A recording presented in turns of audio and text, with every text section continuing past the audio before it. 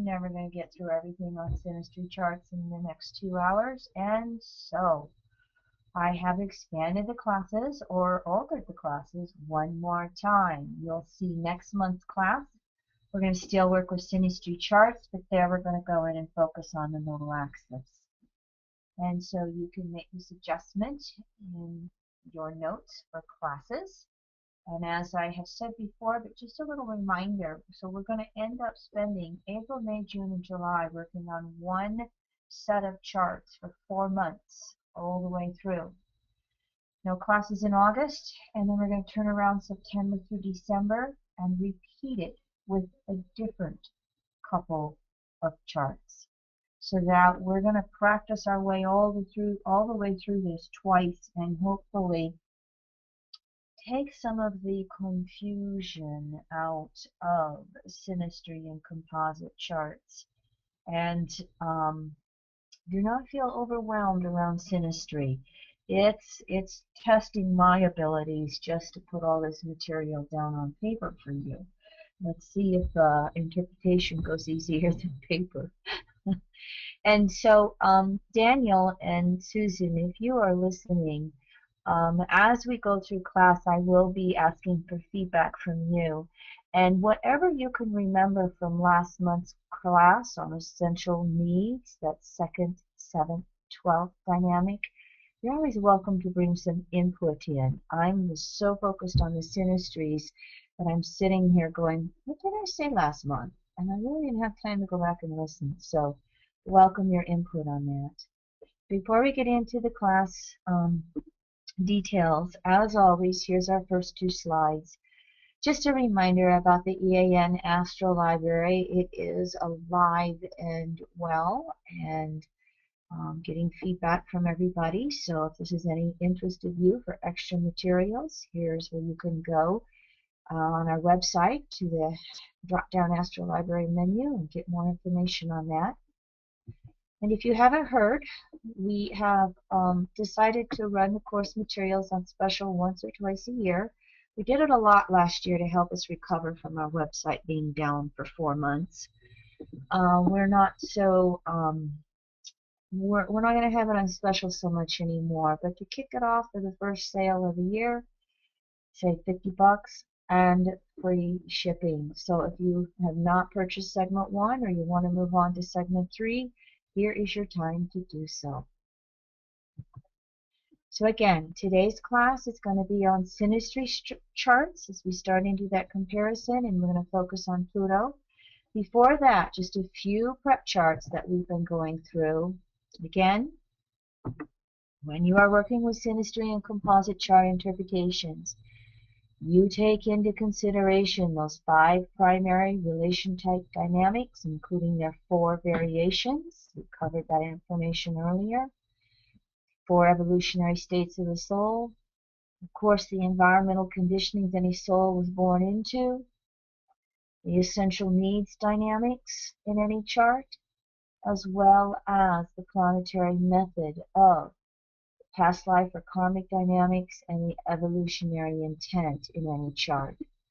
This alone is a lot of information, so I'll try and address it once or twice as we're looking at our charts today. Here for you the 5 primary types: codependent, counselor, counselee, teacher, student, sadomasochistic, self-sufficient. More detail, February's class. And then, of course, these variations: karma mates, evolving into soul mates, eventually perhaps same soul to accelerate the exhaustion of separating desires.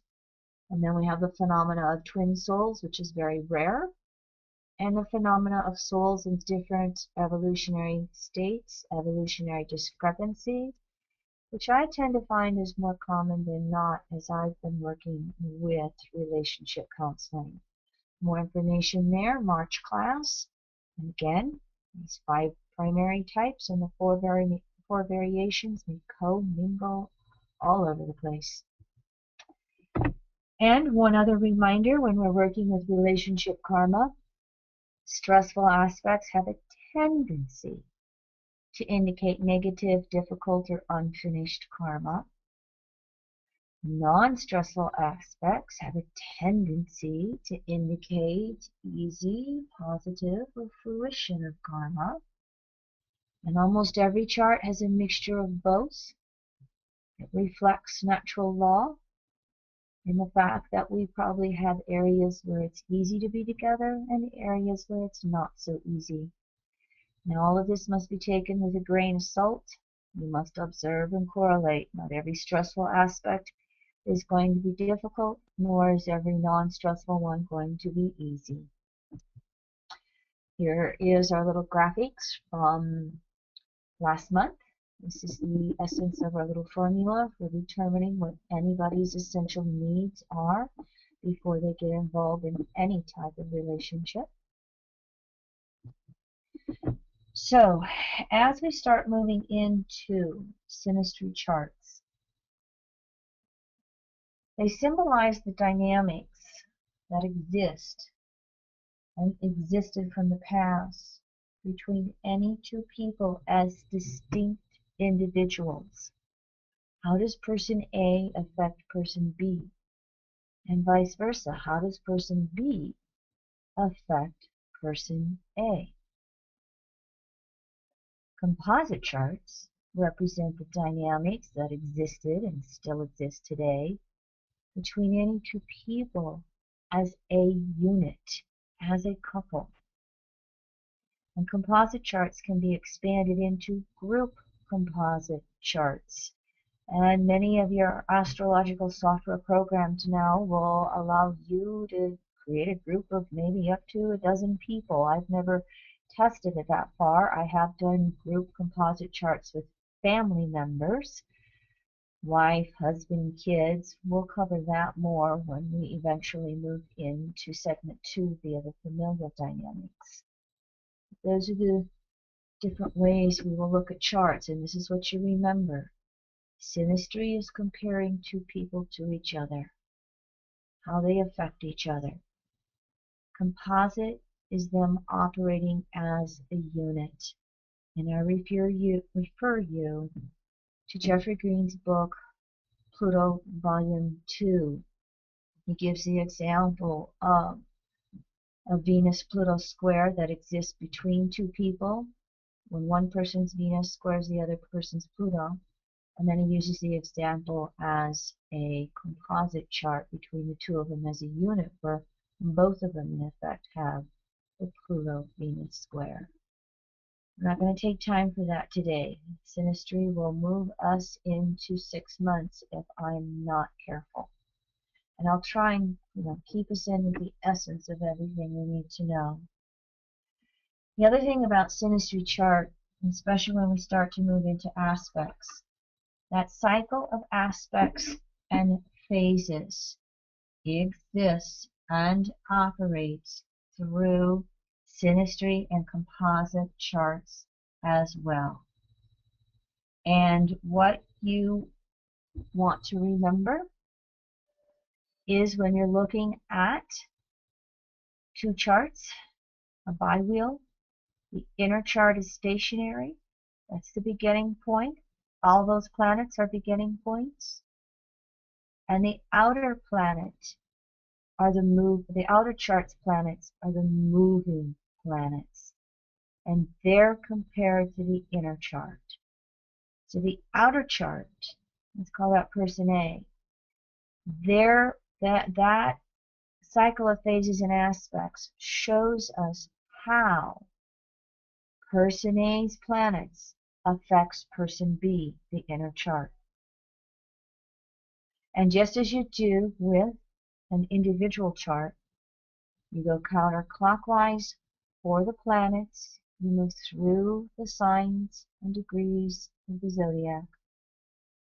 And when it comes to the nodal axis and points in space, i.e. ascendant, descendant, you move clockwise, because the mean motion of the nodes is retrograde, and points in space, midheaven, ascendant, they go in a clockwise motion around the chart as well. So over the course of the next 2 months, we'll try and get example for all of this in there. What I did do, though, is to give you a couple of visuals. These are the two charts we worked with last month. And so, if you follow my red arrow here we are just comparing the two Plutos. Start with this Pluto on the inner chart, and you go counterclockwise till you get to the next person's Pluto. And you see that they're out of order of conjunction. They're about 13 degrees. So it's a new phase aspect that this person has. Chart A, outer wheel, on. Chart B, inner wheel.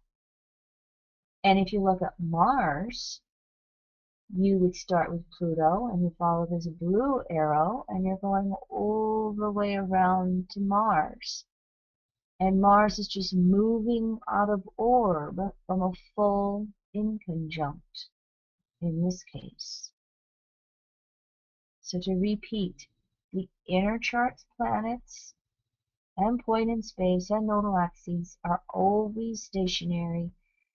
It is the outer planets, outer chart's planets that are moving when we're going to figure out the exact phases and aspects. Let me show you this example and flip these charts around.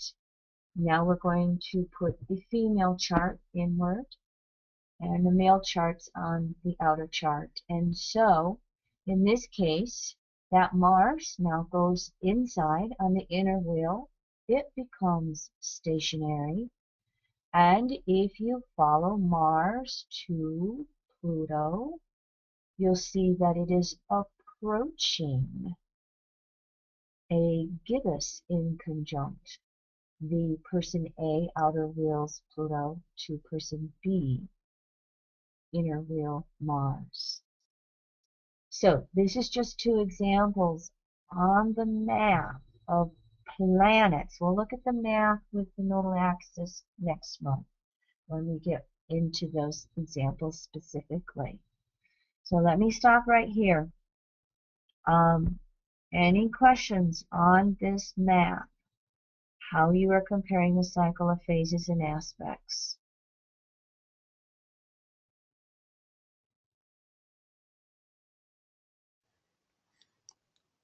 Still pretty quiet, so no comments yet on the board or questions.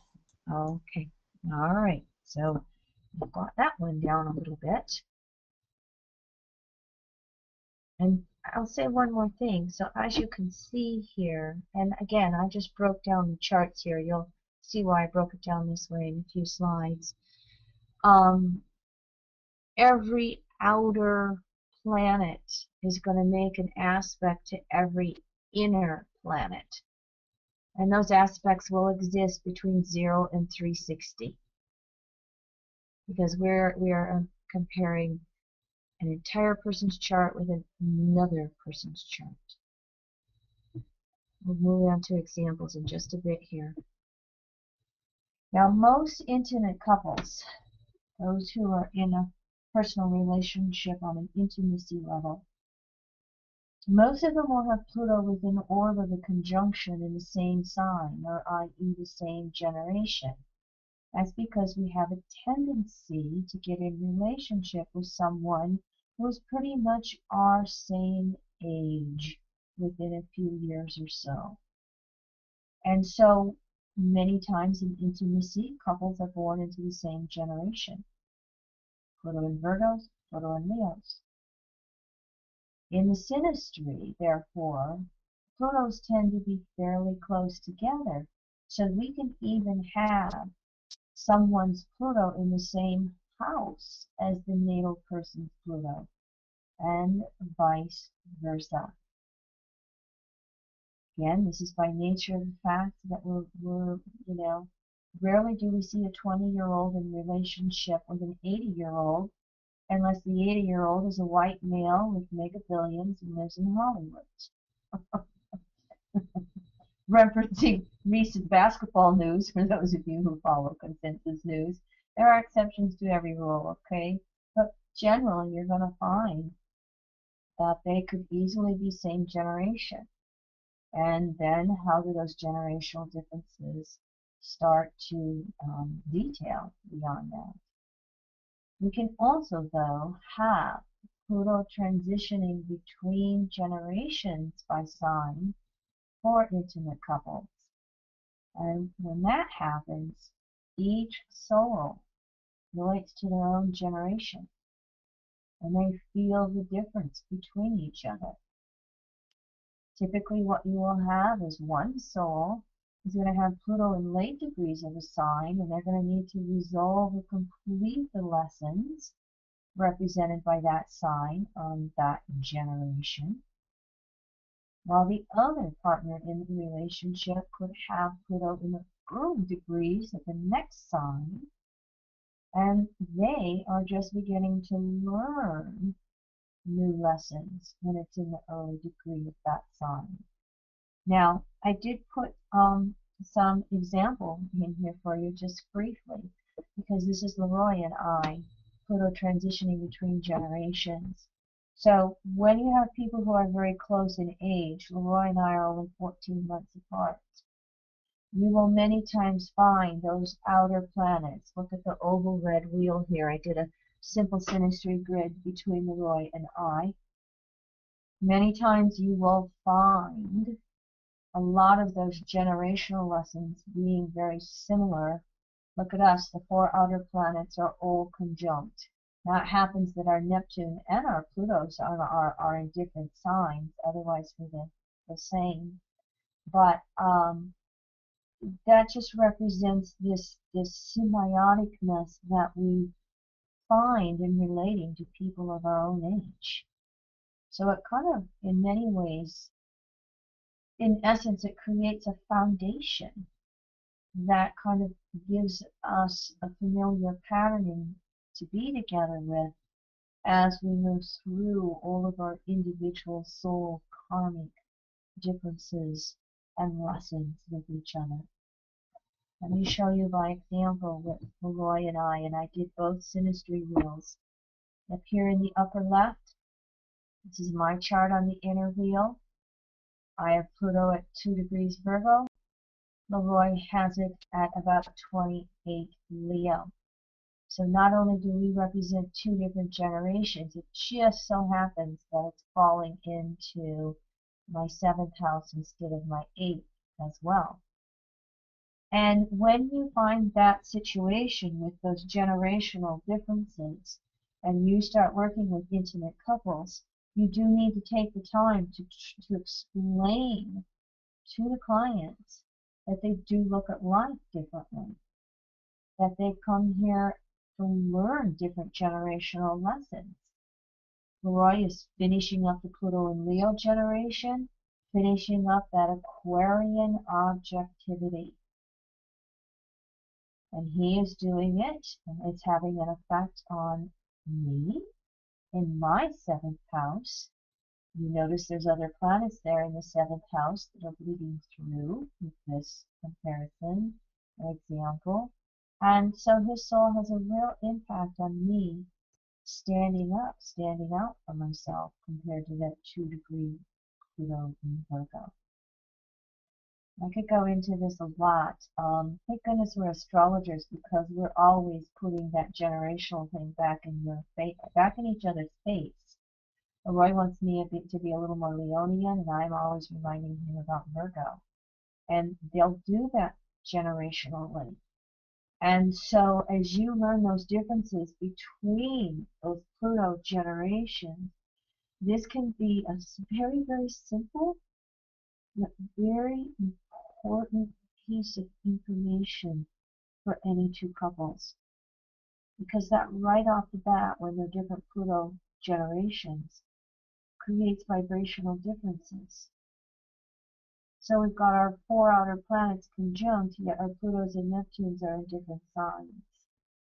So there's the symbiotics and there's the difference. Kim? Yes? Let's interact with a student here. Robin has a quick question that I think would be best for her to ask. Sure. Robin, are you on?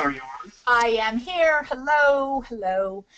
Quick question, Kim Marie, unless I misunderstood you. You referred to the chart as your chart. In other words, you said Leroy's Pluto is in your seventh house. So are you saying that the inside person is the chart owner? So is that how you'd look at it for interpretation purposes? So I'd look at it, you'd look at it as Leroy's Pluto is in your seventh house. Yes, when you're looking at the bi-wheel in the upper left, the female chart, my chart, is the inner wheel. That's the stationary chart. My rising sign is 21 degrees Capricorn, and you see that that carries through the outer wheel.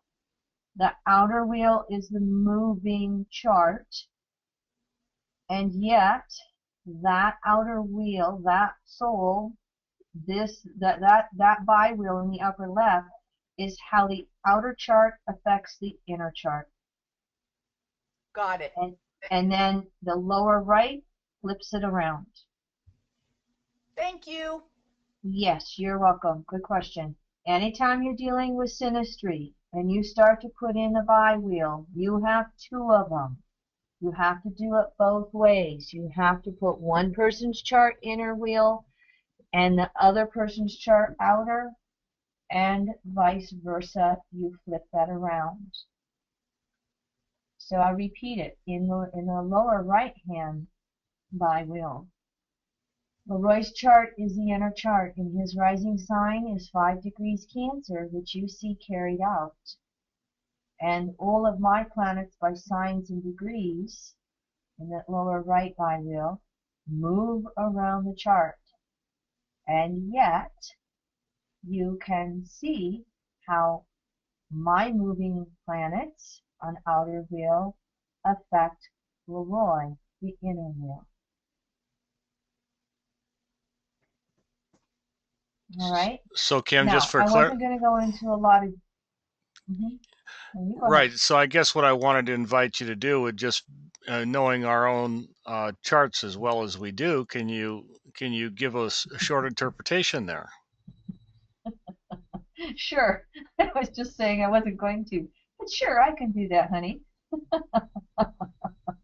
Let me use a very, very good example. My Pluto at 2 degrees Virgo is in the same house as Leroy's Pluto, that third house. Leroy's a Gemini soul, but he's Pluto in Leo. And I am always coming after Leroy about the details, third house, about the communications, sometimes written, sometimes verbal. And sometimes Leroy's Pluto in Leo, I mean, there has to be times where he just wants to punch me in the mouth. Leo, what difference does it make? You're worrying about details that have no importance. And yet my Pluto at 2 degrees Virgo cares about every detail. Too many details. I get lost for the forest in the trees. So on a soul level, we are always having to go back and forth and adjust. Sometimes I'm having to learn how to keep my mouth shut, Pluto in the third house. Or as Leroy says, honey, do you think you could just say it a little more gently instead of fighting? Virgo can be a little direct sometimes. It can be very critical sometimes. And so I've had to, Leroy's feedback back to me is offering, clarity and communications, learning how to do my Pluto Virgo differently instead of always being critical. And as I do that, then Leroy's Pluto in Leo is having to pay attention to some of those details. Pluto late Leo. I just want to go out there and shine. I want what's important to me. What do you mean I forgot to turn the garden hose off? You can go back, we can go back and forth with 50 zillion details. And yes, there's everything else going in the chart, but today's class is narrowed down to Pluto the soul. Now let me flip that back around, give you a few more words with Leo. With Leroy's chart, is Pluto Leo, late degrees of my 7th house. I hear you typing, honey. Oh, right. That's me. He didn't turn me off. Sorry. That's okay. That's okay, Robin. Leroy's has that Pluto in Leo that has, 28 degrees, really has learned how to shine. He has an impact on me with everybody else that I relate to. I have that Pluto in 2 degrees Virgo, very early in the 8th house. I will, it's so easy for me to overcare for the other person, to be oversensitized to how the other person thinks and feels. And the Roy will come through many times and go, Kimberine, you are over concerned about that other person. You need to put that energy into yourself. If they don't like what you had to say, that's their choice how they respond. So Roy has an impact with his Pluto in my 7th house in Leo of really helping me shine. Or you guys can all relate to this, helping me promote myself as an astrologer better. So there's in essence 2 real bullet points that just go back and forth with us on a deep soul level. Me with the details of communication to Leroy, and Leroy with helping me shine in the world again. Thank you, Kim. Let me just add this question from Mary. So in chart 1 then that we're talking about here that you just referred to, how would you uh, interpret that balsamic conjunction? Is that indeed a balsamic conjunction to your natal Pluto? Yes. If you look at Leroy's Pluto at 27 degrees Leo, it is a balsamic conjunction to my Pluto. And that means that it should be easier, balsamic. Well, it's not always easier. There's the completion and the fruition to that. How I'm looking at that for me is the ability to be able to hear Leroy say that, to be able to hear 7th house, him say, it's all right to shine. And in Leroy's case, the lower right-hand chart, my Pluto is new phase conjunction to his Pluto. And so I am helping him move forward with initiating that transition from Leo to Virgo energy. You don't get to be the king anymore, Leroy. You have to start paying attention to some of your own details and following through on them. And in a practical way, that's how a lot of our life goes. So when you're going to find it transitionally, and this is a good question, and it's a good point, because what do we know from individual astrology? The younger generations come in knowing what the older generation had to learn through experience. And yet when that comes into synastry, it can get flipped around sometimes. So here's Leroy. Go back to this upper right-hand chart. Here's Leroy, late degrees Pluto Leo. And here I am, Pluto Virgo. So that means just a little bit younger, knowing this Leo stuff, now moving from that top of the pyramid to the inverted pyramid. And yet in relationship, there's still some things that I need to learn from a Leonian perspective. Creativity, being seen. That Leroy is there to help me finish and complete. Here's the balsamic conjunction. Flipping that around over here with my Pluto in his 3rd house at 2 degrees. All right. I am pulling him forward from Leo to Virgo. And even though he still has Pluto in Leo, he's getting an early start. Not only his Mercury, Neptune, and Virgo square the nodes, for those of you who see that, but he's getting an early start from me and really moving him again from top of the pyramid to inverted pyramid, Leo to Virgo. Now that's the example between Leo and Virgo. You will have the same transitional example between the Virgos and the Libras, between the Libras and the Scorpios. It's just a generational thing that becomes more germane as you're working with those Pluto transitions in their time periods. All right, does this make sense? Questions before I move on?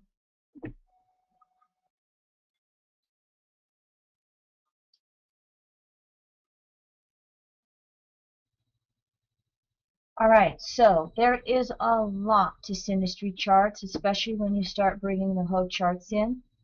I have to break it down, and as I was prepping, these are the 2 points we are going to work with today over the next 2 hours or whatever we have left in time. When we are looking at synastry charts and Pluto, we're going to the soul, Pluto representative of the soul. So soul dynamics between two people will be represented by aspects from person A's Pluto to the other planets in person B's charts and vice versa. And we'll look at this both ways in example. Typically, when Pluto is in aspects to the outer planets, there's going to be more of a generational theme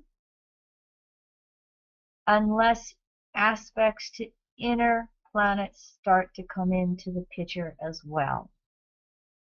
And that is almost always the case.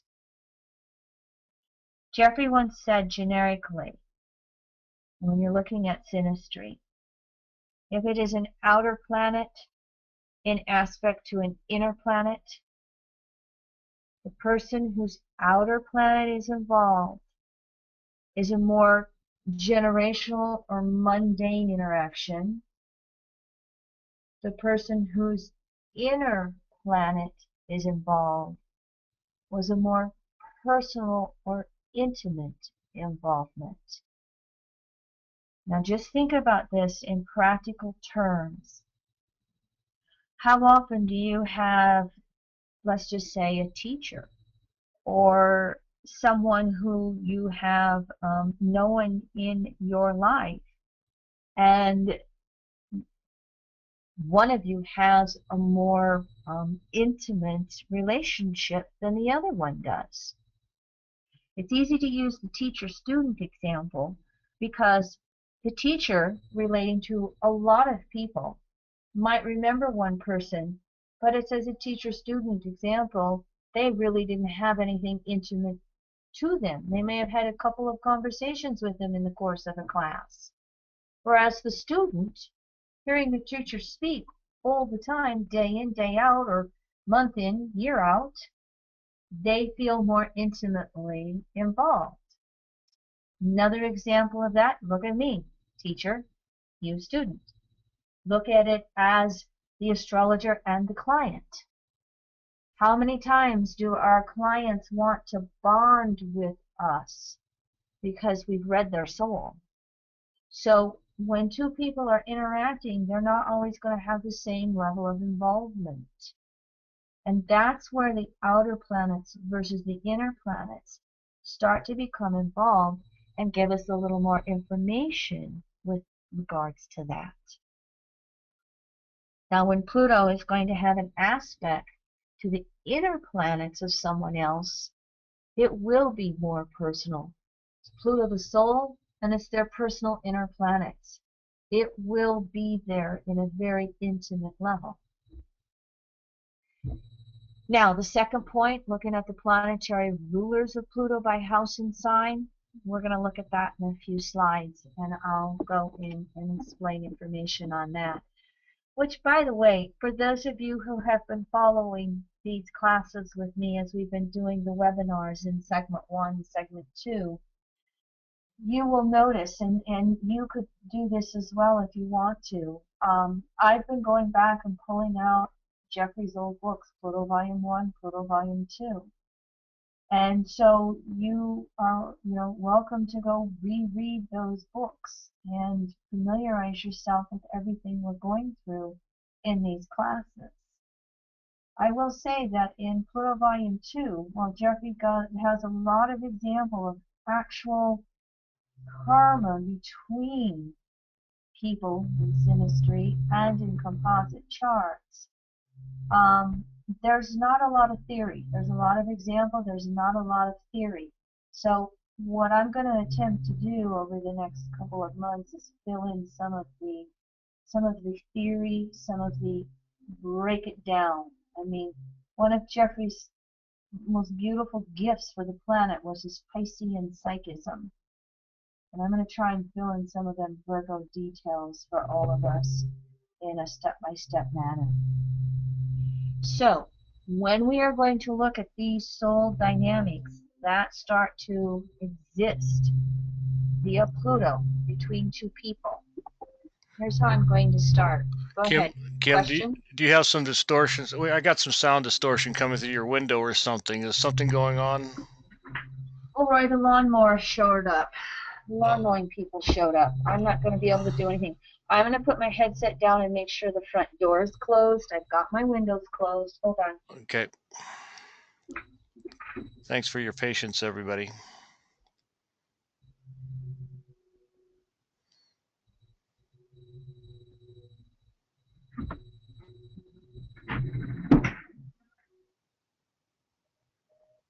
All right, the windows are closed, the door is closed, and the lawnmower's out front. I guess the good thing is you won't take long. Am I still distorted? Should I raise my sound up or down? Uh, it, You can give me. Is it? Am I still coming up through distorted? I don't. I don't know. You're fine, Kim. Just go ahead and continue. All right, sorry. I don't know what else to do here, other than it shall pass fast. These guys don't take long. So here we are with the charts we looked at last month. This is Daniel and Susan, who so graciously volunteered. I did a synastry grid between them. Susan's planets go across, and so Susan is the red rectangular box. This is her Pluto going down, and its major aspects to Daniel's planets. Daniel's planets all go down, and here's his Pluto in the horizontal red rectangle. Now, I actually tightened up some of the orbs for this class, just because, we could take the next 2 hours on this, but I had to be succinct in our examples here. So we can just tell right off the bat, Susan's Pluto has an aspect with Daniel's Venus, Saturn, Uranus, and Neptune. Daniel's Pluto has an aspect with Susan's Mercury and Chiron. So let's look at this in a little more detail. Here we have Daniel's chart on the inner wheel. Remember, he was the 12th house Pluto in Leo. He had the 5-degree Virgo, 6-degree Virgo rising. We had that Mars-Neptune conjunction. We had the nodal axis you see in Scorpio Taurus. As you're remembering this chart from last month and its essential needs. Now what we are going to look at is Susan's effect upon Daniel, her influence, her soul's dynamics with Daniel that are coming into play as yet unfinished this lifetime. And we will use the 360-degree wheels of the cycle of phases and aspects as we look at this. And so, first of all, remember, Susan's Pluto had an aspect with Daniel's Venus and Uranus. Now, the inner planet is the beginning 0 point, the stationary point. So, Pluto has a 61-degree aspect to Daniel's Venus. Pluto is 59 degrees from his Uranus. So we go back to the inner chart, the natal chart. If we are looking at somebody who has Venus balsamic Uranus, remember some of Daniel's environmental conditionings? He had a father who went through a trauma of losing the business, and it was the inspiration or the spurring of mom to start her own business, and she became successful with that. There that is represented by the Uranus-Venus balsamic conjunction. That could have had an impact upon Daniel in resources, Venus, taking care of my own resources. They're here today, gone tomorrow, Gemini. Can I provide for myself and take care of my own resources? Now that's looking at it from a resource perspective. If we look at it from an intimacy perspective, and we're going back to the essential needs formula. Remember we had Libra on the second house cusp, Mars, Balsamic, Venus, Neptune, excuse me, Venus up here, and this right here could start to be some trauma signatures around the codependencies with others, around the traumas of having, you know, one moment somebody was there in relationship and the next moment they're not. So Susan has a waxing sextile with her Pluto, her soul, to this Venus Uranus. Now the waxing sextile is what we typically know as a non-stressful aspect. And it's a waxing sextile, so there is a building energy here. There's creation going on here. There's opportunity here. And so perhaps one of the fears that Daniel has had is partners leaving and abandoning him, or partners disappearing. And yet, Susan, with that Pluto signature there and that waxing sextile, even though it's in Daniel's house, it could be that she, time to time, is quietly pointing out, I'm here. I understand your trauma. I understand your frustrations with resources. I understand those feelings of things disappearing, and yet I'm here. Now, that's just my interpretation based upon some of their feedback. We're looking at how Susan has an effect on Daniel, and in this case, feedback from either one or both of them would be fine. Susan, Daniel, I'd like to bring you guys into this picture more and more as we go through this, because nobody's going to know these charts better than you. Do either one of you have some comment on Pluto's waxing sextile, Susan's Pluto, to Daniel's Venus Uranus? I think we both stimulate each other's creativity, and I think even though astrology and computers aren't particularly, I guess, well, creativity is definitely in astrology. But I would say that, yeah, the creativity is stimulated through the Venus. Yes, and definitely. Well, Susan, Daniel says he can't hear. He's lost his audio. Okay. Uranus rules computers and the whole world of electronics. And so that's right. I remember Daniel having an IT background. And do you have a background in computers as well, Susan? Do we use both of them? I'm going to ask, where's the moon today? There we go. No, not really. I do, I have had a little bit of a easy time, I think, with computers. I'm not one of those people who just throws up their hand and doesn't understand anything. I get it, and I'm not fantastic, but no, I don't work with computers normally.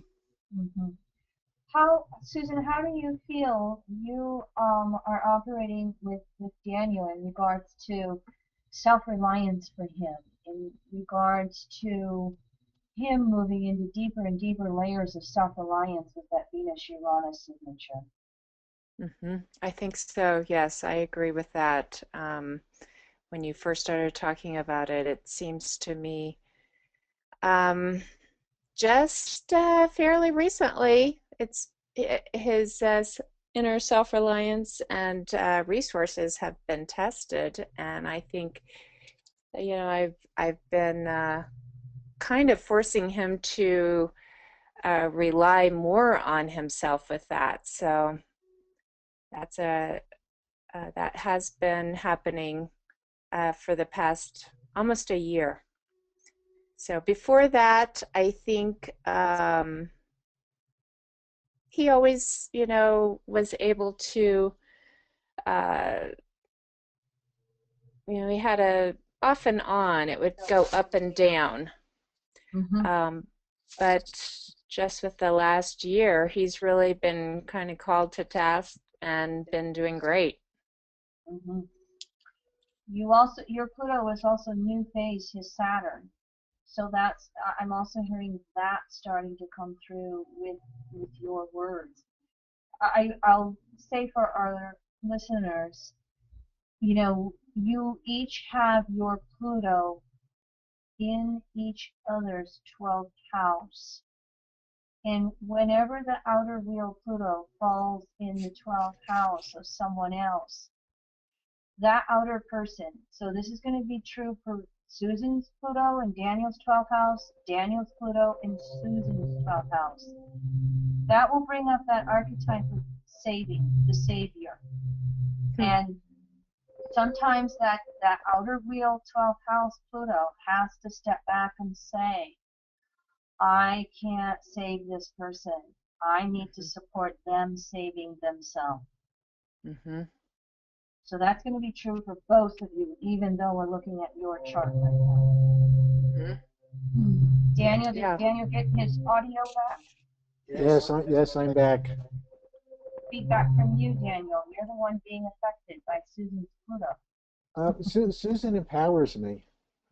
She has enabled me to actually, find who I am, to be able to project myself more authentically rather than coming at it from what I was, maybe conditioned to believe, or what my parents had taught me, or what I was kind of aimed at for most of my life. She brought me back to really what I care about and who I am, and I definitely credit her with that. And she was able to show me that I could do it. There you go. Sometimes when you're looking at that Pluto in the 12th house, that outer wheel 12th house Pluto will get caught up in the power of being the savior. And so what we're looking at here is chart examples where the souls are evolving. They're making that conscious effort to evolve from karma mate to soulmate.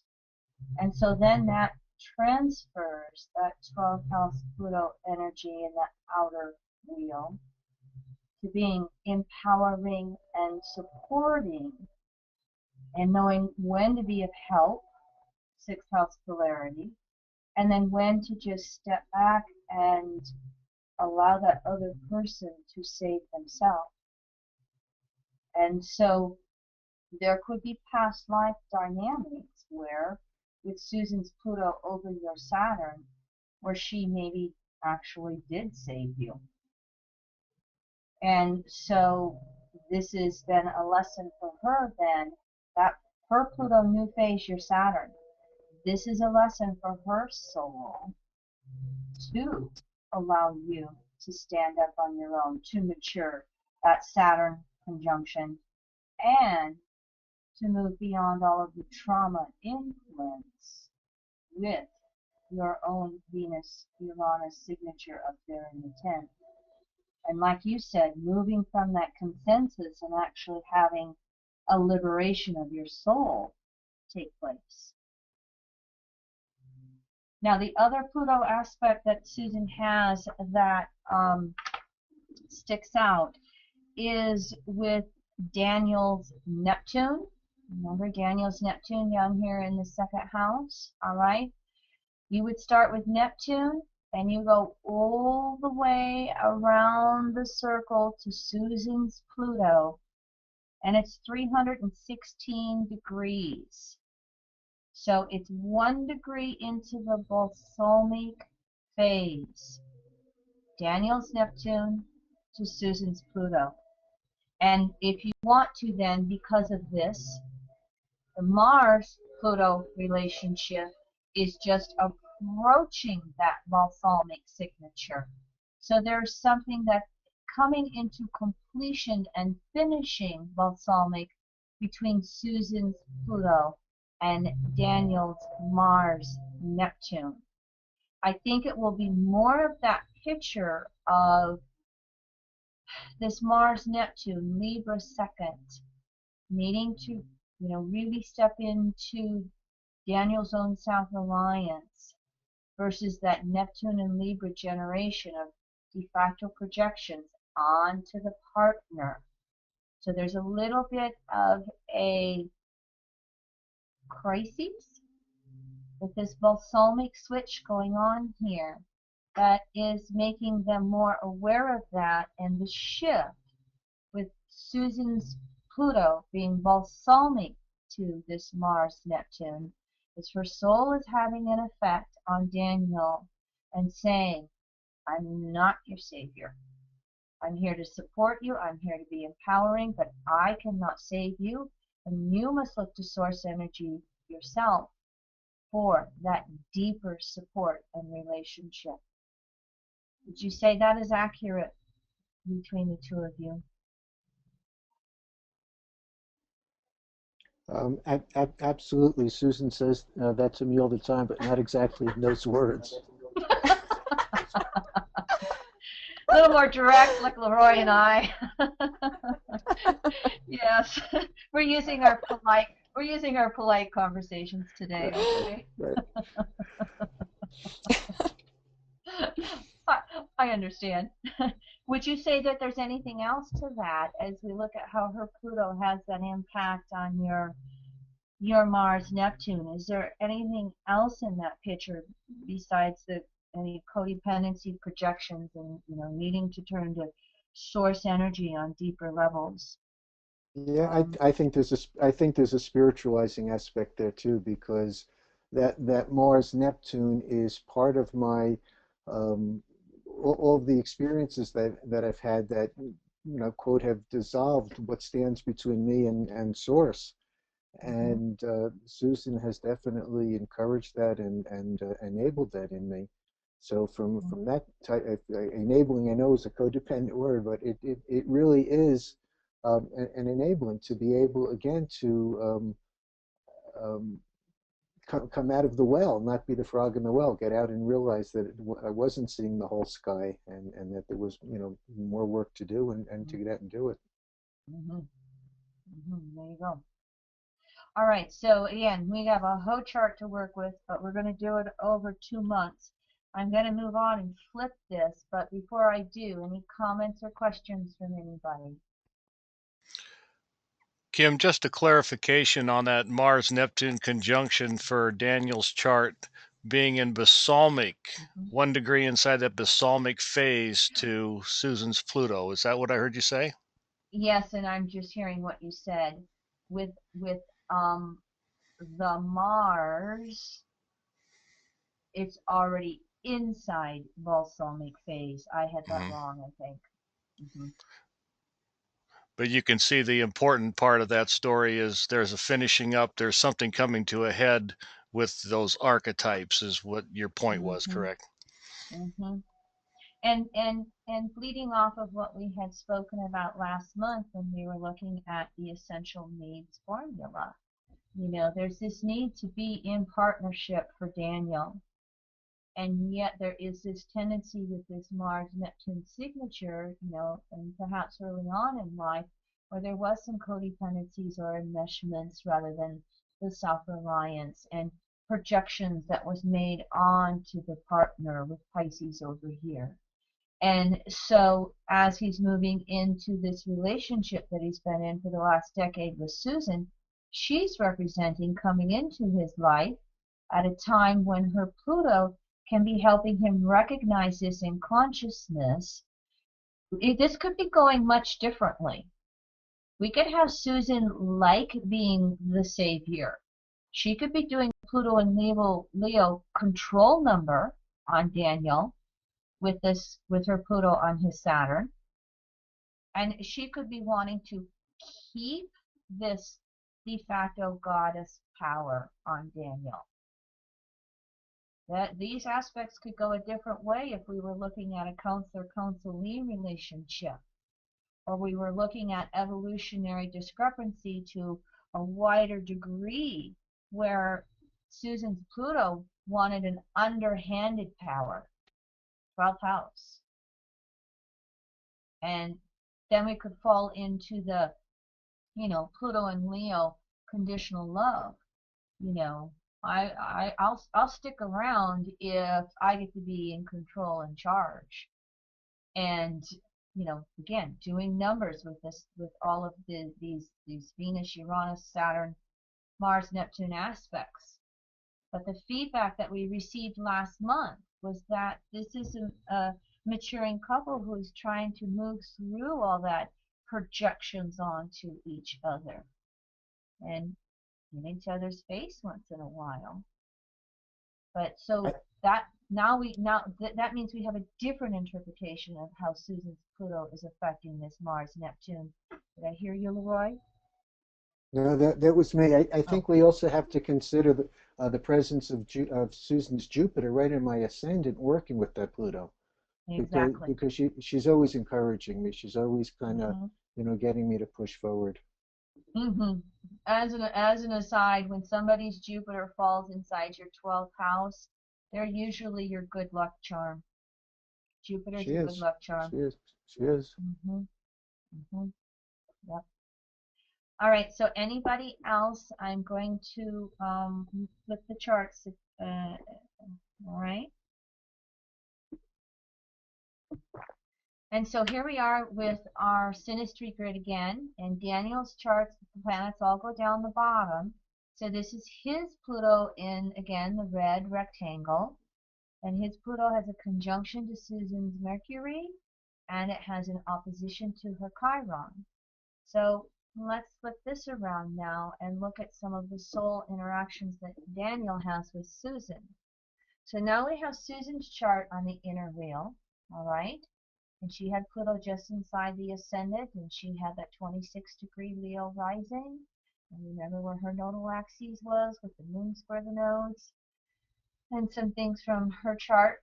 And for those of you, I don't have the time, but whenever we have these classes, if you guys want to just review the previous month or 2 month classes and get these charts fresh in your mind, you're more than welcome to do so. And you're more than welcome to speak up and help me out, all right? In my world, I fly by the seat of my pants. Yeah.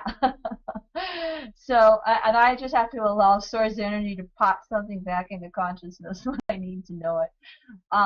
But I didn't go into this in a lot of detail, but the other thing that you can do when you start to do the synastry is, we know they're both Pluto and Leos.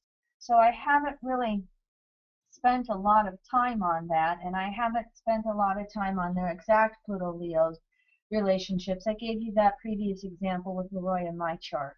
I was moving more specifically into Pluto in the house and Pluto aspects.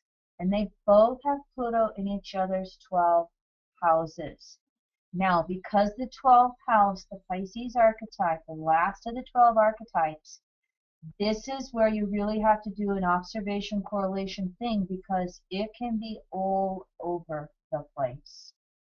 Many times the themes are around unconscious de facto projections, the God Goddess stuff, unconscious anger issues. There can be themes around being each other's saviors or being responsible for each other's demises. I'm not saying it's going either way. If Daniel and Susan have past life recalls or regressions, or they can share details, they're welcome to do so. You don't make, I wouldn't make any absolutes or judgments when you see somebody's Pluto in another person's 12th house. You don't know whether they killed them or saved them, or whether they went back and forth 15 lifetimes. That could be a theme in those types of cases. because we are dealing with two charts here, where we have souls who are consciously moving out of the consensus religious stuff and have been for a long time and have really been searching on a spiritual path. That's why there is this tendency to bring in the information about source energy and God Goddess as we're working with it. So as we start to look at Daniel's chart, you can see that we have his Pluto new phase to Susan's Mercury, and it bleeds into being new phase to her Uranus and even her Sun by that stellium. And so we would then start to get feedback from Daniel on how he inspires Susan with her creativity. Or does he want Susan to put her energy into him? Does he save her? There's a lot of who's going to save each other energy when we're looking at all this Leo stuff in the 12th house. And we have two suns conjunct each other. Let me put that tidbit in there for you. And with those two sun-sun conjunctions, they could go back and forth between seeing each other really clearly and sometimes perhaps even a competition, the Leo, I will love you if, or will you notice me? And who will notice who, and who will notice who, and who will notice who? And so when that happens, they have to catch themselves and go back into that deep inner self-love, Leo 12th house, and then switch that over to the unconditional love. So Daniel, you've been studying astrology here. How do you feel your Pluto has an impact on Susan's 12th house Leo planets? Well, um, I think I could start with the creativity questions. I always considered Susan to be actually much more creative than I am. She draws so well, she paints. She's looking at me. But she's made me realize that some of the things that I do that I just took for granted have a lot of creativity in them, and I never looked at it that way. So we do encourage each other's creativity, and that creativity expresses itself more in encouraging the other for the self-actualization creativity as much as the artistic stuff. Both of us are been very focused on just intentionally creating who we are, and I think that that's been the hardest thing for both of us to do, but it's moved along a steady axis, over 10 years, from point to point to point, going from strength to strength. I think one of the issues, one of the places where we have this tension is, I think in some ways, conditioning. I think that I've had experiences that perhaps have deconditioned me more. So we sometimes struggle with the supposed tos and the should haves, and those kinds of ethical judgments on things. I think, don't get me wrong, I think it's not that I'm not moral, but I don't see things all as black and white, good or bad. I basically, accept what happens and, work with it because it's what happens. It's and also in terms of just life events that we observe. So I think that that's been my effect on her Mercury Uranus, and on her Sun, on her the way her identity, the way that she expresses herself in the world. She not coincidentally, she's the second partner I've had who I had my Saturn on their ascendant, and that teaches me a lot about myself.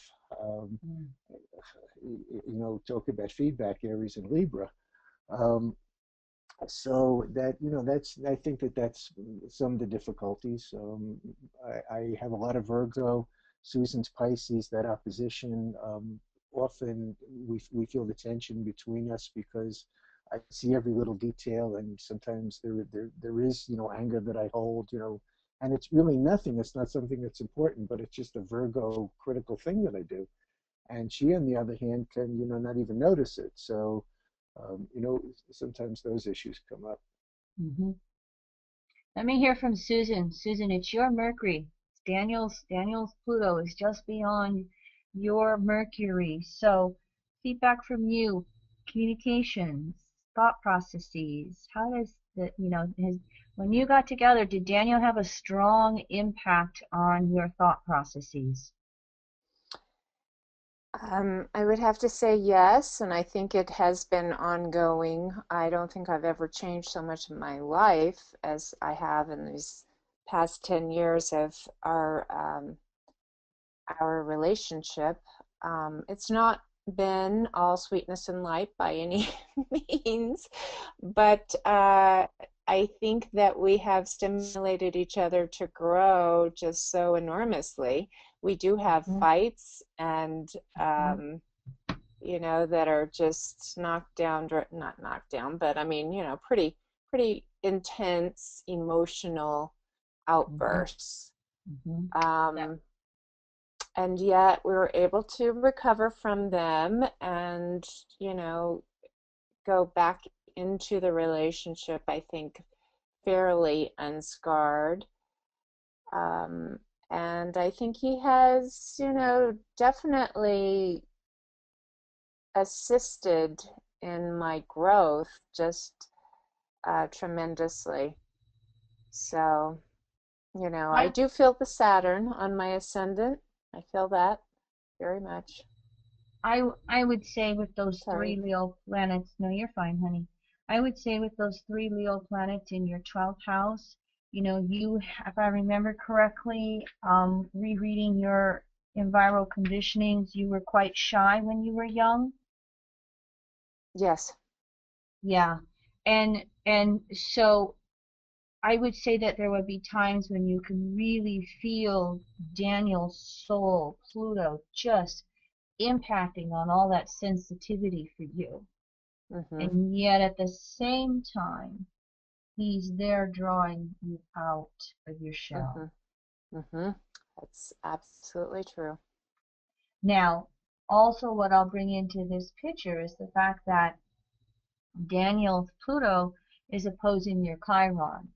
And it is a full phase opposition. And so what it starts to bring into the picture is a questioning of, has there been a past life in which you feel wounded by Daniel? That could be the case. But on the flip side of that, Chiron in Aquarius is really learning how to open up and recognize ourself as our own healer. Mm-hmm. You've got Chiron in an opposition to the ruler of its sign. Chiron in Aquarius is opposite Uranus, and his Pluto starts to come into all of that. So there could be both sides of this coin going on. Your soul has been wounded by Daniel, but your soul has also been inspired by Daniel, and it's a push-pull. Mm-hmm. Um, attraction repulsion, as it is called, that Mm-hmm. could definitely operate. I will say one other thing to our readers. I did do a little bit wider. Well, I use two different Synastry grids, and I do have a wider orb one. And Daniel's Pluto is about 49 degrees from your Venus. So it is just inside that crescent phase from your Venus. And so you actually have your Pluto and Venuses in aspect to each other. Yours is a sextile to Daniel's, and that's where yours was more supportive of his self-reliance and his creativity and stepping up of his needs. Daniel's is 49 degrees to yours, so just inside that crescent phase, and yet it starts to come into play because it's in the 11th house. I think that he brings insight to you. Mm-hmm. He wakes you up to things that maybe you didn't see or didn't want to look at in your sensitivities. Well, I so agree with that. Yes. Yeah. You know, and I'm going back to a lot of your own environmental conditioning. You know, a first house Pluto, 1 degree inside the ascendant, you have such a new cycle that your soul is starting.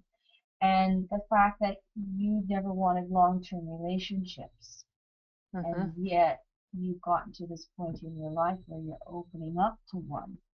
And so being ready to open up to mm, the upsets and surprises that come with being in an intimate relationship with someone. Yes. Mm-hmm. Kim Marie, Mm-hmm. the aspect, the phase of relationship between my Pluto and her Venus, isn't that also a septile? 49 Um, degrees? 49 degrees is just past the crescent um, semi-square. The sextile is 60. No, septile, 51? Oh, oh, yes, it's approaching the septile. You're right. You're right. And then that will bring in that element of fatedness, Right, the seventh harmonic through relationships. You're right. Mm-hmm. right. And as long as you're bringing in Chiron, Susan's Chiron squares my nodes. So what does that tell Mm-hmm. you in terms of the how our Chirons are working from the past and into the present? That we'll explore in more detail next month.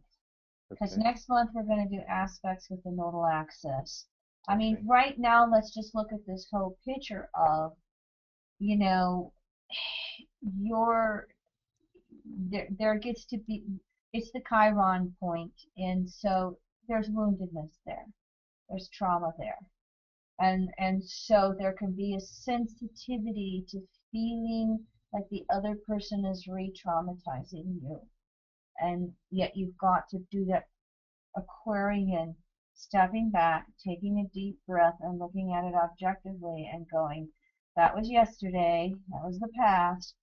How do we breathe through it and heal it today? Yeah, we'll move into that because her Chiron has a pretty tight square to your nodal axes, which is going to, there's skip steps between the two of you. I'll jump ahead. There's skip steps between the two of you of sticking around long enough to heal the wounds. hmm Mhm. okay. Mhm. Let me check in with others outside, other people listening. And again, you get into this subject and it starts getting complicated so fast. And this is why sometimes we just literally need to break it down.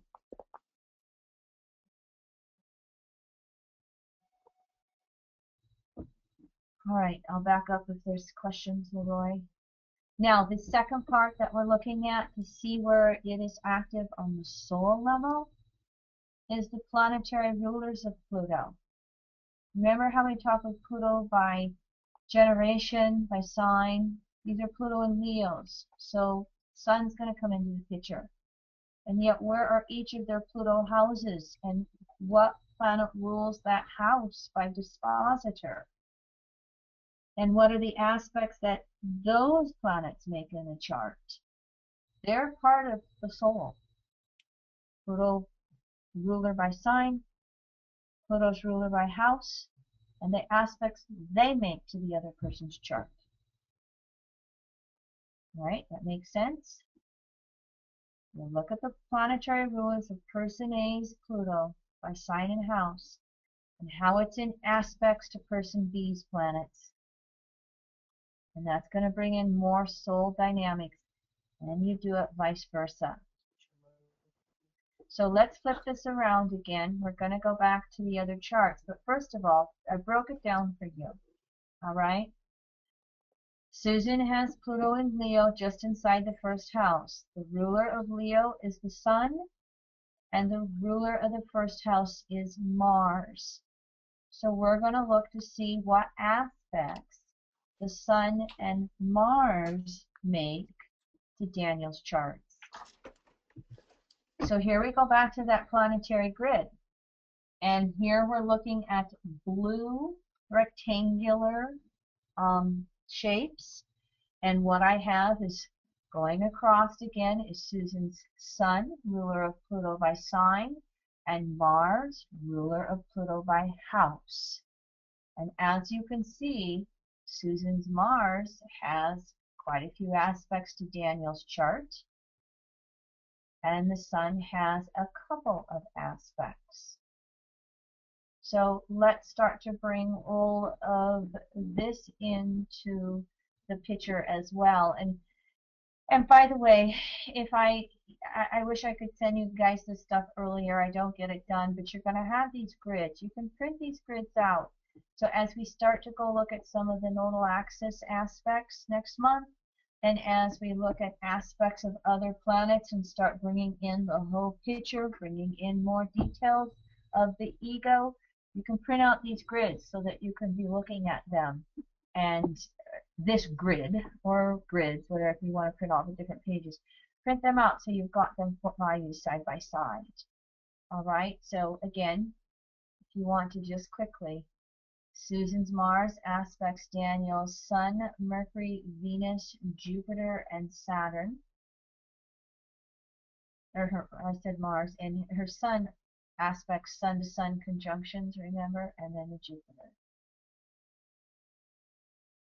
All right, so let's go back here then and look at these aspects that we're back to Daniel's chart being the inner wheel, and Susan's chart is overlaid around it in the outer wheel. And let's look at the Sun first, because that only has two aspects. That's just a little bit easier. Here we are back to those Sun-Sun conjunctions. Now Daniel barely had that Sun inside the fourth house, potpourri houses, by 2 minutes. So Susan's Sun and her Uranus, she has that tight conjunction, that falls into his 11th house. Remember some of their feedback earlier? All the creativity that starts to come up between them. There gets to be a reciprocity there with those Sun and Leos of either jealous and insecure of each other's creativity, lesser evolved Leo, or being there to support and help each other's creativity expand and grow. Now, with Susan having that Sun-Uranus conjunction so tight, they're both having a strong impact on Daniel's Sun. And so she will probably give him some wake-up calls once in a while, in addition to being the whole creativity issue. The wake-up calls would be helping Daniel be objective. Now his Sun is late degrees, 11th house, just barely in there. So this should be something that's easier for Daniel to objectify with Susan, hear from Susan, understand from Susan, because his Sun is so late there.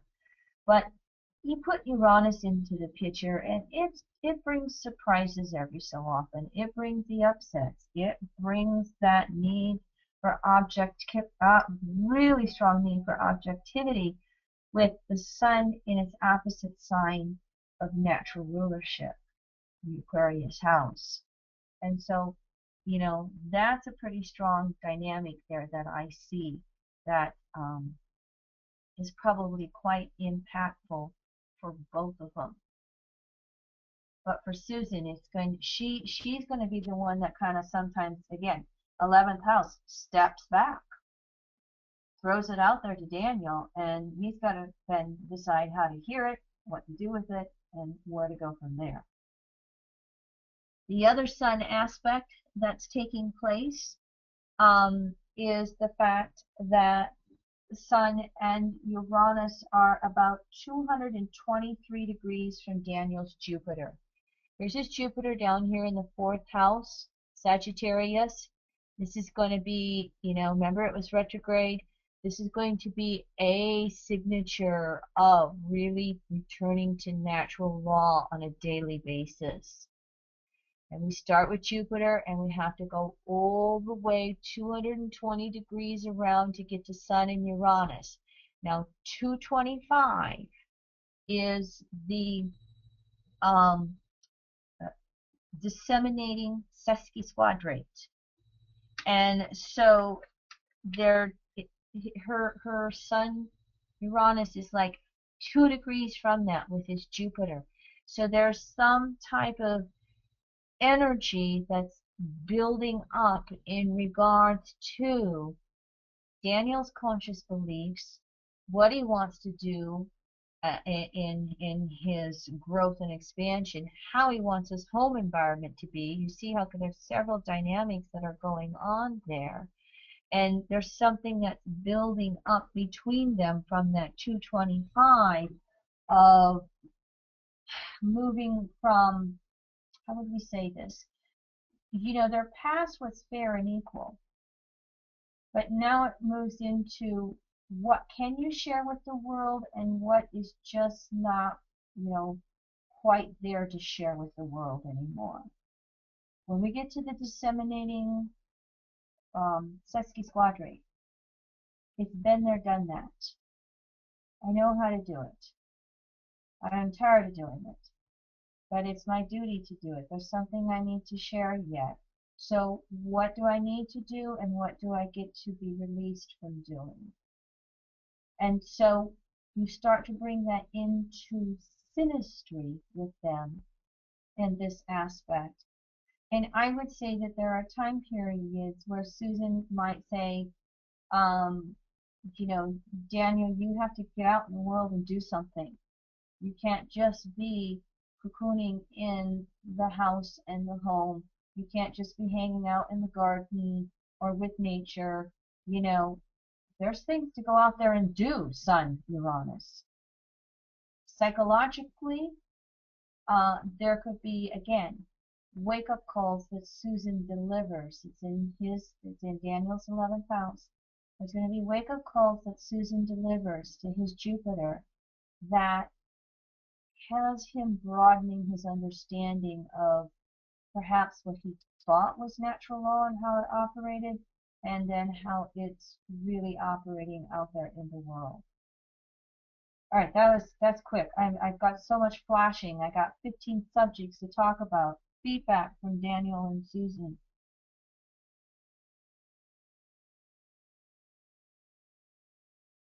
Yep, it's spot on. Susan likes to be in constant and in perpetual motion, and I'm much more of a homebody than she is. She's very active, so she's always, telling me that we need to go out and do something. We need to bike or hike, or there's someplace out there that's waiting for us to show up. And I could just be as happy, like you said, I could be out working in the garden, or I could be working on my website, or those kinds of things. So it's very true. And I flashed on something, Daniel.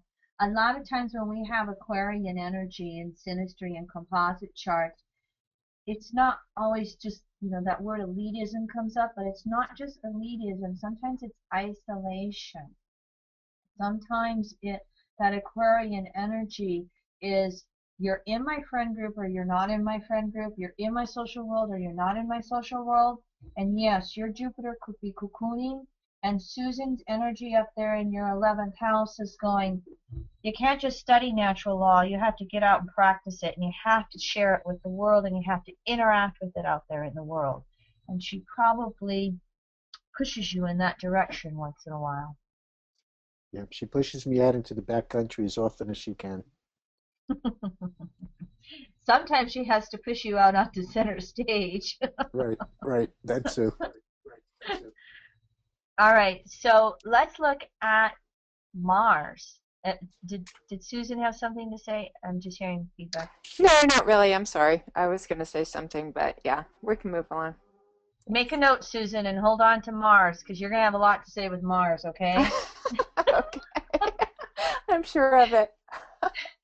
Your Mars is the first house, it's the ruler of your Pluto house, and Mars makes 1, 2, 3, 4, 5, 6 aspects to Daniel's planets. So even though you've got that 12th house Pluto that, looks like it just might be hanging out there, being silently supportive of Daniel in the background, your Mars is over there in Pisces, and it's in his 7th house. And again, it makes a waning sesquisquadrate to his sun. All right. It makes the waning trine to his Mercury, and it makes a waning square to his Venus, 265 degrees. It makes a waxing square to Jupiter, 92 degrees. So both Sun and Mars, rulers of your Pluto, impacting Daniel's Jupiter. It makes the 208-degree inconjunct to Saturn, so the full phase inconjunct, and it makes the waxing trine to his Chiron. So that's a real strong impact that your Mars has on Daniel. Now your Pluto's in his 12th house, you have Mars in Pisces, so that Piscean energy starts to come in there. So does the 7th house Libra stuff. So I'm going to guess Mars is actions, and yet it is Libra house. You can sometimes be silent or let things build up, and then sooner or later, boom, you must be heard. And so you really start communicating, you start speaking up, and it's impacting Daniel all over the place. I don't even know which planet I should start with here, okay? Let me just go down the row as quickly as I can. Mars is 227 degrees, so there is that disseminating sesquisquadrate to his sun.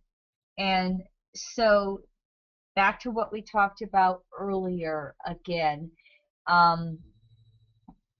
being heard, being fair, again, the disseminating phase is out there in the world, or understanding the other person's impact upon you in the world. The waning trine to Mercury, that is 240 degrees. It's just off of that. These planets that I'm going to speak about that has some of the stressful aspects, that Mars waning trine to Mercury. This is where you get into the emotional outburst, double water, double air. But once the emotions are released, get up and out, then this is where Daniel can hear you, and you can probably hear him as well. That is again, the aspect of ease of being able to hear. Your Mars making a last quarter, you got it last quarter square to your chart, all right? You got it last quarter square to Daniel's Venus as well. Your Mars makes the same aspect to each of your Venuses. Ironically enough, that can be something that each of you can understand. Susan within yourself, and then in relationship to Daniel. And it's going to bring in the hearing situation again, because the Venuses are in Gemini. And so if Daniel gets triggered, sometimes he's not going to be able to hear you. That Mars is also going to bleed into that waning square to his Uranus.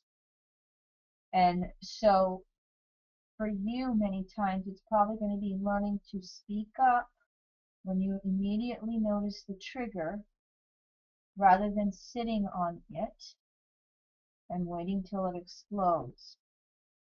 And the earlier you, Susan, learn how to speak up about it, Mars in 7th house, Pisces, speak up. The earlier you learn to speak up about it, the less it will trigger Daniel, and he can recognize the trigger and quiet down and actually make that effort to hear. What else do I have? I have, oh, the waxing square to that Jupiter. This is where you're pulling him, what we said earlier, you pulling him out into nature is what I'm seeing with the mutable signs.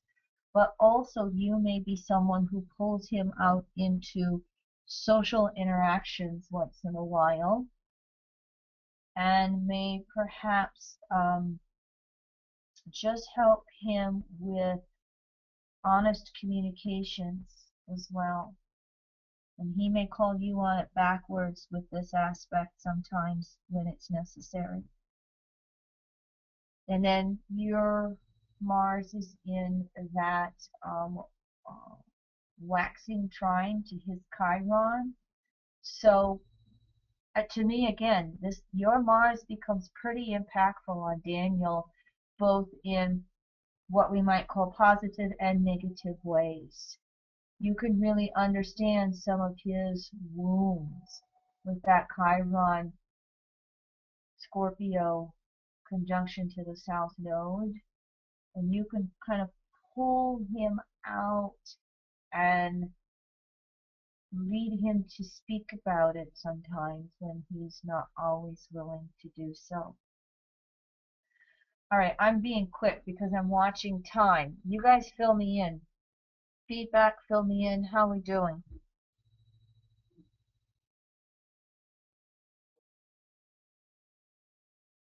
I think you've pretty much hit it. I think you've pretty much hit it on the head. I definitely have way more energy, even though I always thought Mars and Pisces shouldn't be that energetic, but I'm definitely very energetic and physically and Susan, Susan, restless. you're a first house Pluto, honey. Mm-hmm. They are spitfires, especially in Leo. That's that energy. Uh-huh. Oh, okay. Your Mars and Pluto. Your Mars in Pisces has push pulls with your own soul. Uh-huh. But go ahead. I didn't mean to interrupt you. No, that's okay. Let's see. So do you let it do. build up before you speak out? Well, I do. I try really hard not to do the passive aggressive thing, but sometimes, you don't want to just keep on nitpicking.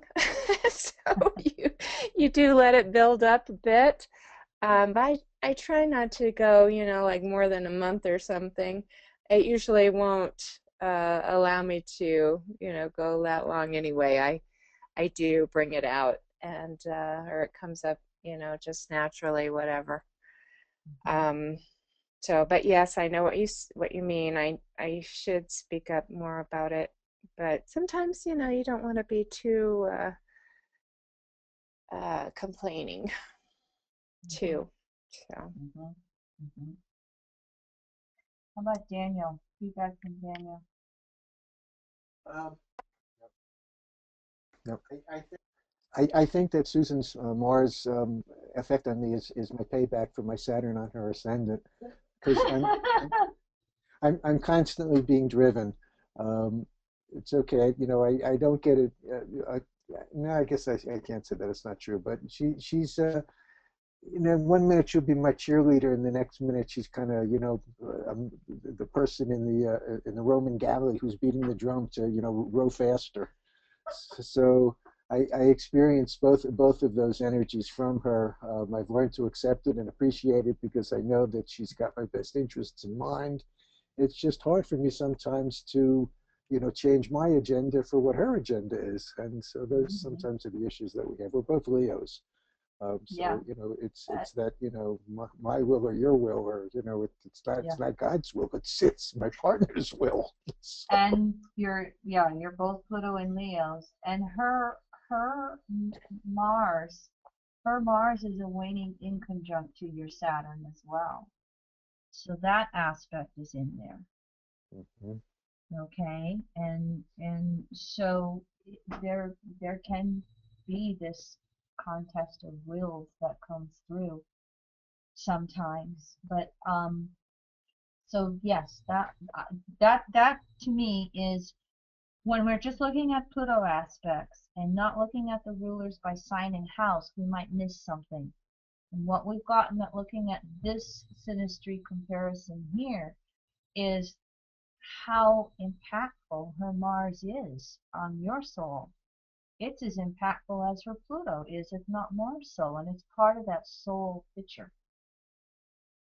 So there's something about, remember back too for you, Daniel, and for everybody who's listening, 12th house Plutos don't always want to be on planet Earth in all its ugly realities.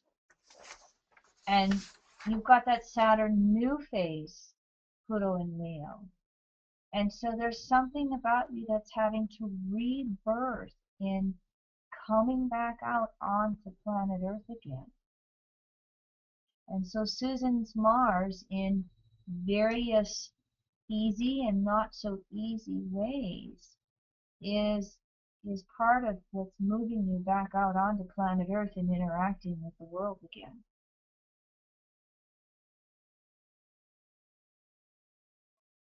Let me check in and see if we have questions from other students who are following through with all of this. And again, you can have flashes going on of other aspects taking place. We've got to unfortunately do this in a step-by-step linear process.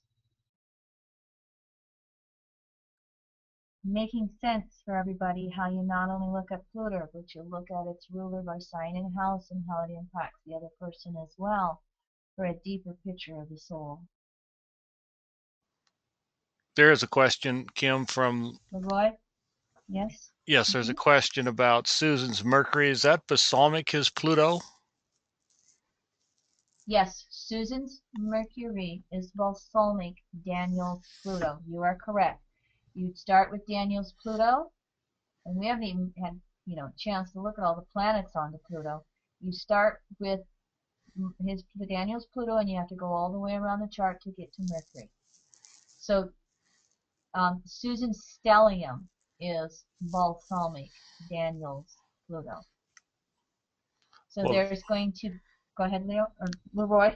I was just going to comment that could be part of the Mars picture too that you described, or the impact that Daniel feels with Susan from time to time. Yeah, his soul Pluto is going to feel that Leo stellium of Susan's on him from time to time. Most definitely, they're going to feel it back and forth on each other.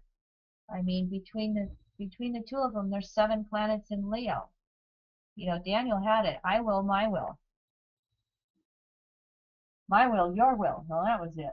Whatever it is. Right. And so, It's yeah, their will just to like divine will. there you go. There you go. Yep, yep, definitely. Yeah. Now I'm going to move us along. Then, if there's no other questions, Leroy, and we've got to flip this around and do it one more time.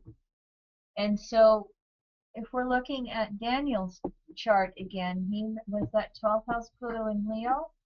Again, Sun is rulership by sign. Neptune has rulership by house. And so we're going to look at Daniel's Sun and Neptune and the aspects it makes on Susan's chart. And so here's the grid. Daniel's planets are the ones that are going down. So we're going to look at his Sun in the blue rectangle going across, and you can see we've got 7 aspects here. And we're going to go to Neptune in the blue rectangle going across, and we've got 5 aspects, or actually 6 aspects. It didn't put my sextile in here. I don't know quite why, but don't worry about that detail. So you can see there's a lot of aspects here. I'll try and go through them and describe them all to you one by one. And again, encourage you to re-listen to this class if you want to, and with the printout, and let your brain continue and your intuition continue to flash things through that we just don't even have time to speak about. So here we are flipping the charts around again. And when we start to look at Daniel's sun, we're going to look at his sun, and we're going to look at his Neptune and how they make aspects to Susan's chart and this impact upon her. We look at that sun, and as you can see, it is a 2-degree new phase conjunction to Susan's. Everything we said about that whole willpower thing, the contest of will, the conditional versus unconditional love that they're going to have to deal with. That sun is also new phase, Susan's Uranus. And so Daniel's going to shine that light of day, his sun, onto some of all of her woundedness that she's not even aware of. When you've got these 4 planets in Leo and you've got this first house Pluto in Leo, first of all, you can have a soul. When you see outer planets in the first house, you can start to question if this soul has past lives in which they didn't live long. And so that might be the case with this Pluto signature. And yet there's this new leaf that's being turned over by Susan. Her soul is just starting like fresh all over, brand new cycles of wanting to explore and develop. And yet something came before. And what came before is in the 12th house. And it's all this Leo energy of really being able to be herself, to be seen, 12th house Leo, to be heard, to be acknowledged, to be creative. Her background is, a Saturn cycle as a nurse. She's been, the Florence Nightingale. And so she's having to, in some ways, break free from her own prison, Leo 12, and break out of her shells and learn to come out. Daniel's son's going to be impactful on doing that for her.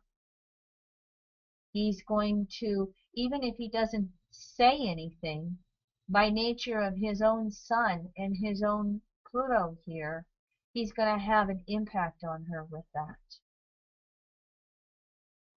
Now his sun also has a gibbous opposition to this Chiron. And so he's going to have a real strong effect on also helping Susan recognize where she has some of her wounding and her own traumas. And he's going to help her to make those more conscious. This is, the moon square the nodes is the skip steps with the emotional self-reliance and development for Susan. This is where she's going to be carrying some of the traumas. The traumas of her own wounds, trying to heal other people's wounds. It could even possibly be where, Susan has done the wounding herself. Again, generically, we don't get to this stage of soul evolution without being on both sides of the sadomasochistic fence, usually. And so Daniel is here to help her see her wounds, to help her point out where sometimes she may be wounding in her behaviors. This could be a signature sometimes of being quite critical, and it could be a cover-up for her own wounds, her own need of not being heard. When she finally found her voice, it could be, try shutting her up. I need to speak. And yet it needs to have a sense of hearing others are just as wounded as you are. So Daniel's going to have some insights into all of that. Other aspects, the Mars aspect, goes back and forth both directions, okay? Remember that aspect her Mars had? Daniel's, we start with Susan's Mars. Daniel's sun is 133 degrees from Susan's Mars. So it is approaching the gibbous sesquisquadrate. It's still first quarter, still yang, but it's approaching that gibbous one. And so there's something back and forth between the two of them of having to recognize each other's need to be acknowledged and each other's sensitivity. Now, Mars is Susan's that was so impactful. All those aspects get turned around here. And in this case, with Daniel, on a soul level, he's going to have to realize that Susan's as sensitive as he is. That Mars, even though her Mars falls in his 7th house, it still falls in her 7th house as well. And this could bring up some communication issues between them, because what can happen with when Mars is in Pisces or the 12th house? We're not always conscious of our own desires. Again, Mars is leading edge of desire, nature, conscious desires. You put it in Pisces and all of a sudden they're unconscious. And so we can think that everybody hears what we say. We can think that everybody understands what we need, what we want to do. And so there can be a little friction here around my will, your will, our will. How do we support and acknowledge each other? How do we temper this energy that goes back and forth between the conditional love?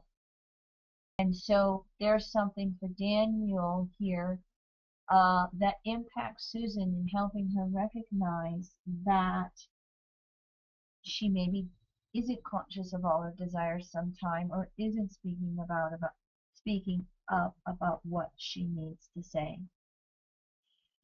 Now, Daniel's sun has a hold on just a second. I'm looking at this and I'm getting a sextile trine, and that's not right. This is a square, isn't it? This is Sun square. No, that's Daniel's. I'm sorry. Here it is. There it is. There's where I'm looking for. Here's where I want you to when you're looking at aspects with the nodes now, because they go clockwise. All right. So when it comes to Susan's chart, the north node, south node become the starting points. They become stationary. So you start with Susan's north node, and it goes clockwise. So that north node goes this direction towards Daniel's sun. So Daniel's sun is making a waxing trine to Susan's north node. You start with her south node and you go all the way around the chart clockwise to the sun, and it's a waning sextile or a last quarter sextile to her south node. So now this is a very non-stressful aspect when this ruler of his Pluto, soul by sign, is in the easy or non-stressful aspect. So there's something that is there for Daniel in which he is helping Susan recognize some of her emotional sensitivities. Again, perhaps some of her needs to speak up, although a South Node Gemini 10, typically they, can speak up. But we've got impact from the Pisces planets, from this opposition right here. So sometimes this Gemini, and again, very shy early on, this was a shutdown in speaking up. She had to find this and learn it. Daniel's sun could be supportive of her voice. He could be supportive of her in her own search for her own truth, especially on emotional levels. When she does want to speak up, Daniel could hear it on deep, deep levels, the 12th house. Okay, that's just the sun aspects. Let me hear a little bit from Daniel and Susan, and then we'll move on to the other planet. And thank you for letting me run just a little bit um, over schedule. Daniel, Susan, quickly, any comments? I would say that he um, does help me to see my sensitivities that I hadn't owned up to. A lot of times I want to just be quiet, and he will force me into looking at things that I may not want to look at. One of his latest things is calling me the one who feels she's so unloved. And so definitely, he shows me things sometimes in a funny way, sometimes in a not funny way. But yeah, I agree. And there's the humor is Pisces 12th house is one of the houses of humor. Mm-hmm. Mhm. Okay, I'll move on and we'll get the last one in. We'll get the Neptune aspects in and then hear from both of you. So when we look at Neptune, all right, Neptune is making waxing sextile to Susan's Mercury. It could bleed through to these other planets because of they're in a stellium, all right? And, this can be confusion around communications. Sometimes Daniel may be, because it's in Susan's second house, sometimes he may not hear what she says. Sometimes Susan can be stubborn, his Neptune in your second house, about what you're hearing. But sometimes Daniel can hear things on a deeper level than what Susan is actually saying them and then bring through. This is what I think I heard you say. Are you aware of this? There could be some of that goes on. So the communications and the hearing can go both ways with those directions. Daniel's Neptune is it is 314 degrees from Susan's Saturn. So it's going from last quarter to a balsamic semi-square. So again, start with Susan's Saturn all the way around the chart to Daniel's Neptune, 314 degrees. Whoops, what did I do? 314 degrees. And so there's a little, here's tension. Here's some tension right here. And here's where, we haven't brought Susan's Saturn into the picture yet. It's a double water signature. It's retrograde. Generically, when Saturn is retrograde, there's rebellion against authority. In Susan's case, it's going to be rebellion against the parental environment because fourth house, it would have been early environmental conditioning. This could have been what conditioned her about, I'm not opening up to relationships because then nobody can hurt me. And rebelling against perhaps what she saw in the early home environment between mom and dad and how they related, or early environment relationships, and it's going to be her own past life woundings in intimate relationships. And one of the things that's there for Susan to evolve and mature is her own emotions. Moon, square the nose, evolution node, north node. She's got to do her own emotional maturing here to recognize her role in the victimization of relationships. As she just said a moment ago, Daniel's new words for her, Susan has to do the self-love to then see inner reflecting outer. So you put Daniel's Neptune in here, and you can bleed this in as well. And this could be the karma between them of where, perhaps they both felt unloved from each other from time to time. There could have been, Susan could have had some projections onto Daniel, his Neptune in Libra, and he either abandoned her second house, or he was ripped out of her arms in some type of war or battle. And so this is an old wound of having the betrayal or abandonment, and it's here to be healed. Again, one of the things that they are saying is in their 10 years together, they've been through the upsets, the storms, the what have you, and they're still both there making that effort to work it out with each other. Very quickly, Daniel's Neptune is 43 degrees from Susan's Pluto.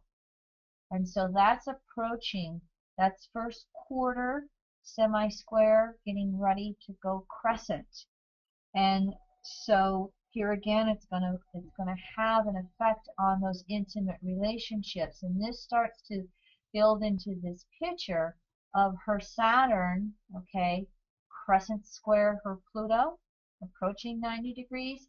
So this is a classic signature of relationships are too painful. I'm going to be alone. And I am just fine taking care of myself all alone. And yet Daniel's Libra planets are coming in here and saying, but isn't it lonely? And isn't it painful to be in all that isolation? Can you come out of your frog in the well? Can you come out of your cave in your isolation? Make the effort. And then the last thing that we have going on is that Daniel's Neptune is a waning sextile to Susan's north node. It's a waxing trine to her south node. So what's interesting is that Daniel has the ruler of Pluto by sign and house in sextiles and trines to Susan's nodal axes. It's got the inconjunct to the moon, okay, going on here, even by wide degrees. So there's some emotional stuff that's going on. But these two planets, his Sun and Neptune, in this sextile and trine to her nodal axes, there's something for Susan on an egoic level that Daniel's soul understands her through the upsets, through the tensions, through the fears of opening up and being emotionally vulnerable in the relationships.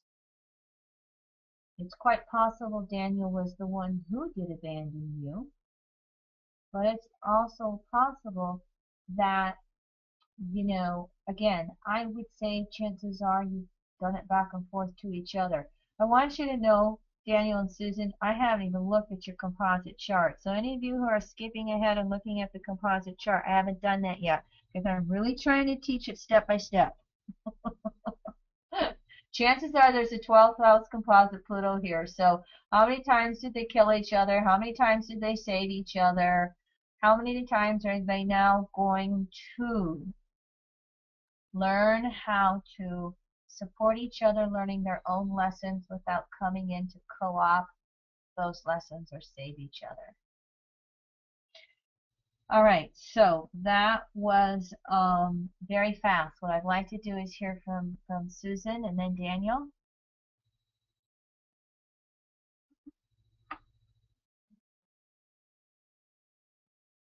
Well, I think that you definitely described my Saturn, got it perfectly. That is exactly how I saw my parents' relationship, and immediately when I was very young decided I wasn't going to have any part of it, of being married and being in relationship, and it didn't look good to me, and I didn't want children either, and the whole 9 yards. And I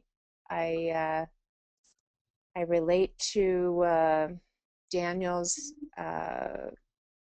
facilitating, you know, my understanding of, you know, how it is, how you can open up to be in relationship, and how it is such a progressing thing. It also, to me, is so much more fun. I mean, he makes it so much fun to be in relationship when we do really enjoy each other's company and have a lot of fun when we, do things together and on a daily basis, really. So, Mm-hmm. yeah, it was good. Mm-hmm. Thank you, Susan. Daniel, are you there? I'm here, yes. Um, as a side note, I realized at some point years ago that we better work it out this time because if we don't, what I'd have to face next time scares me to death. So uh, just add a little humor.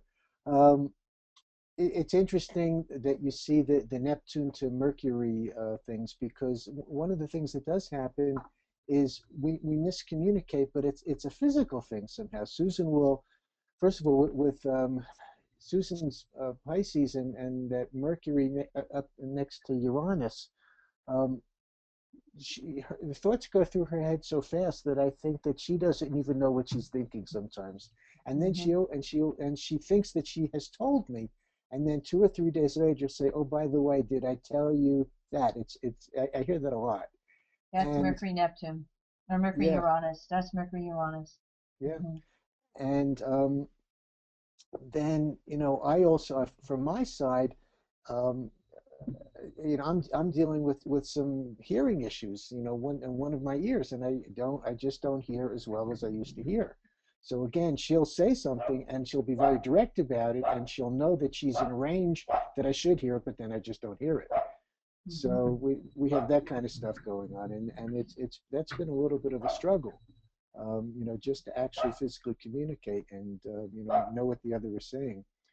Um, I think that the Neptune to her nodes, um, I have I've had a lot of direct spiritual experiences through my adult life, and I think I have brought by osmosis the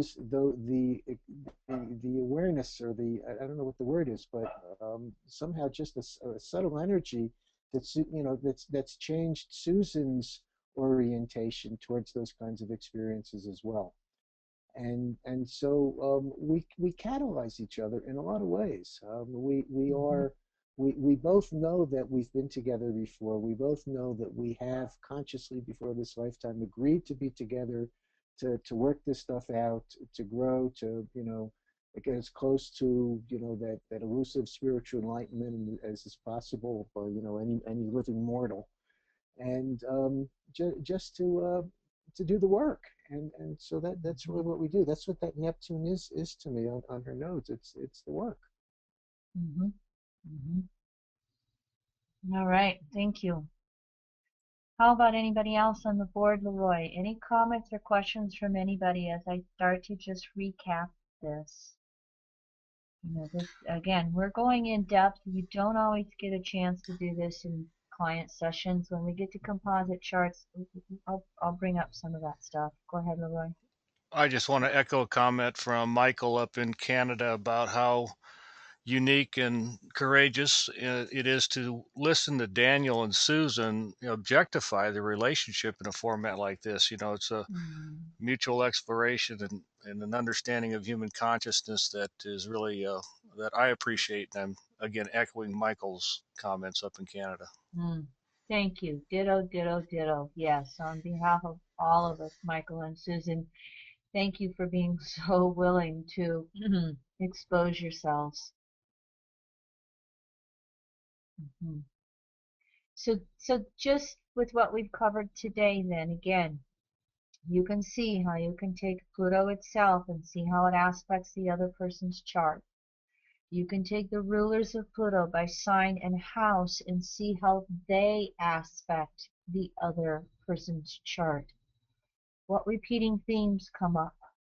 Where does there seem to be ease, the non-stressful aspects? Where does there seem to be the karma, the stressful aspects? And you'll start to, you know, fill in the pictures like that as you work through the synastry of the charts. We're going to come back next month And we're going to do something similar to this with the nodal axes. There's going to be more variations to it, and so I will I might bring in just briefly, another chart example or two just to give you some of the variables if we're not finding them in the charts of Susan and Daniel. But thank you all for being willing to show up and study with me on this subject that is not always the easiest of subjects to do. So here's the classes for next month. So again, we're going to continue Synastry charts one more month, working with nodal axes, and then we'll move into the composite chart, and then we're going to repeat it with a whole different set of charts. And so I'm hoping by the time we get done with 2014, all of you are going to feel more comfortable with looking at synastry and composite charts. If you have further questions, comments, ideas, anything that we're missing with classes or you'd like to see, you are more than welcome to pop me an email or Leroy an email. In a month from the public classes, and I'm going to come back in early June and do 3 of them in a row. We've got 3 more planetary retrogrades coming up in early June, so you can see the future public classes as you are interested in them. One more reminder, all the course segments are on sale, $50 off, free shipping through the end of May in honor of Mars Direct. The coupon code is segment. So if any of you want to expand your studies into other areas, you're welcome to do so. Thank you all very, very much, and we will see you next month.